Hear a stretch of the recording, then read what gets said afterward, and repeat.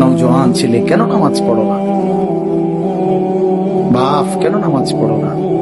আল্লাহরে এইভাবে ভুলে গেলা।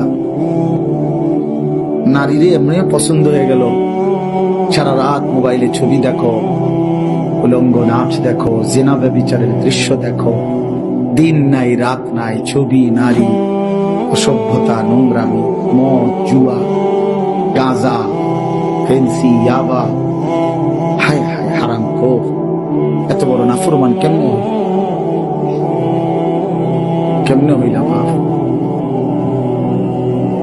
কেমনে আল্লাহরে ভুলে গেলা তোমরা যারা কোনদিন ফজরের নামাজ পড়ো না? কেমনে দাঁড়াইবা বাপ? কেমনে দাঁড়াইবা? একটা মিনিট ভাবো না তুমি। কেমনে বললে বুঝতা? আপনাদের যাদের স্ত্রী নামাজ পড়ে না, যাদের মেয়েরা নামাজ পড়ে না, আপনারা যারা সামান্য দুনিয়ার ব্যস্ততায় নামাজ পড়েন না বাবা, কেন পড়েন? একটা সিএনজি চালাইতে গিয়া বেচারা নামাজ পড়ে না, একটা অটো চালাইতে গিয়া বেচারা নামাজ পড়ে না, একটা সামান্য মুদি দোকান, চা দোকান, এই বেচারাও এক ওয়াক্ত নামাজ পড়ে না। আহারে কি আশ্চর্য! একটা চটপুরি দোকানদার সারাদিন মাহফিলে চটপুরি বেচতেছে, সারাটা রাত একটা ওয়াক্ত নামাজ পড়ে, মা কি হারাম! চিন্তা করে